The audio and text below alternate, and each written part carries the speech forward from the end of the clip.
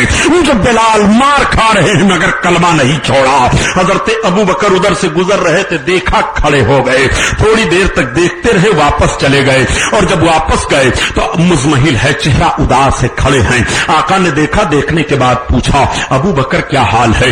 अर्ज करते हैं या रसूल अल्लाह आज मैं उदास इसलिए हूं कि मैं अभी मैं आ रहा था, मैंने बिलाल को देखा है जो हबश के रहने वाले हैं, बिलाल हबशी जो उमैया बिन खलफ के गुलाम हैं, उन्होंने आपका कलमा पढ़ लिया है, वो जालिम उनको बहुत मार रहा है और बहुत सता रहा है। या रसूल अल्लाह मेरी तबीयत ये चाहती है कि मैं बिलाल को खरीद कर आजाद कर दूं। तब तक मेरे आका ने फरमाया ए अबू बकर उस खरीदारी में मुझे भी शामिल कर लो, जाओ बिलाल को खरीद लो। अब हजरत अबू बकर तेज कदम आए और आने के बाद कहा उमैया कहां? हाँ, हजरत अबू बकर का लिहाज उस वक्त भी वो लोग कर रहे थे इसलिए कि आप रईस मक्का माने जाते थे। कहा रईस मक्का क्या बात है? कहा ये बताइए इस गुलाम को तुम बेचता है? कहा बेचता तो हूं, क्या करोगे? कहा मैं खरीदूंगा।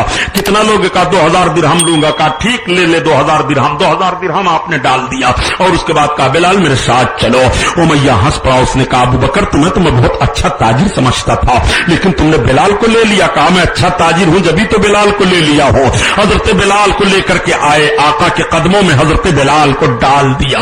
हजरत बिलाल की आंखों से आंसू बह रहे थे, अर्ज कर रहे थे या रसूल अल्लाह एक मुशरिक की गुलामी से आजादी मिल गई है, ऐसे ही जहन्नम से भी मुझे आजादी अता फरमा दें। आका ने फरमाया बिलाल तुम आजाद हो, मेरी उम्मत में तुम हिलाल बन करके चमकोगे। हजरत बिलाल 8वें नंबर पर है इस्लाम कबूल करने वाले। अब हजरत बिलाल सिर्फ सरकार की खिदमत में रहते थे, आका की खिदमत करते थे। सरकार दो आलम सल्लल्लाहु आपकी खिदमत से मैं अलग नहीं हूंगा।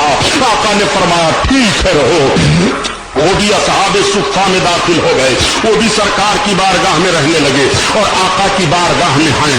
वो रफ्ता रफ्ता अपने दिल में सोचते हैं कि मैं बड़ा मेहनती हूं, मशक्कत करने वाला हूं, मुझे जिंदगी के सारे लवाजमात तो हासिल हो गए हैं, जिंदगी का लुत्फ मिल गया है, लेकिन काश मेरी शादी हो जाती तो इस रास्ते से भी मैं जिंदगी का एक लुत्फ हासिल कर लेता।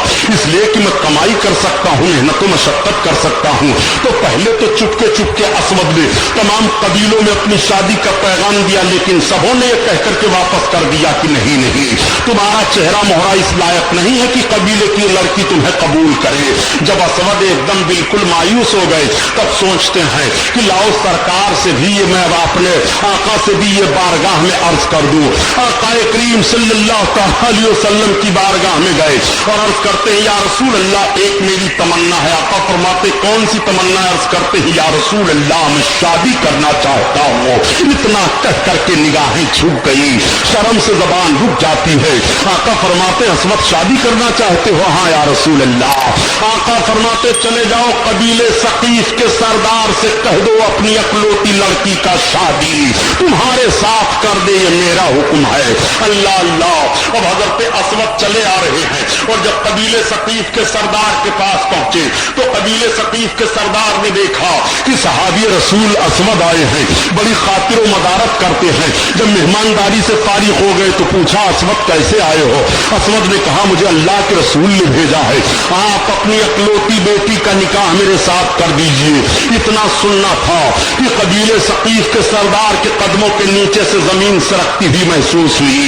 वो सोचने लगे अगर इनकार करता हूं तो ईमान पर खंजर चलेगा और अगर इकरार करता हूं तो मेरी बेटी की जिंदगी बर्बाद होगी। असवद सहाबी रसूल तो जरूर हैं मगर इनका चेहरा मोहरा ऐसा नहीं है कि चेहरे मोहरे की बुनियाद पर लड़की कबूल करे कोई कबीला की।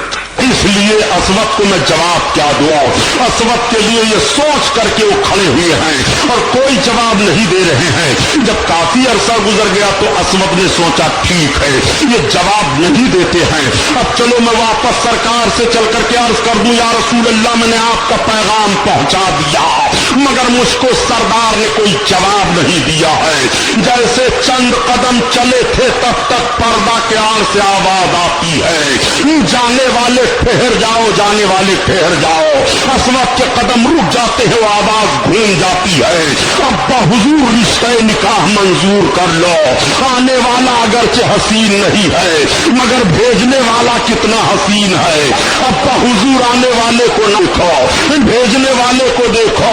अब्बा हुजूर मेरी शादी हो गई और अगर अरब की किसी दोशीज़ा ने चैलेंज किया कि तेरा दूल्हा खूबसूरत नहीं है, तो मैं कह दूंगी ये अरब की हसीनाओं, तुम्हारे दूल्हाओं का इंतखाब तो तुम्हारे माँ बाप ने किया है, मगर हमारे दूल्हे का इंतखाब कासिम हुस्न ने किया है, रहमतुल लिल आलमीन ने किया है। उन्होंने किया है कि वो हसी क्या जो फितों ने मिटा कर चले, वो हसी क्या जो फितों ने उठा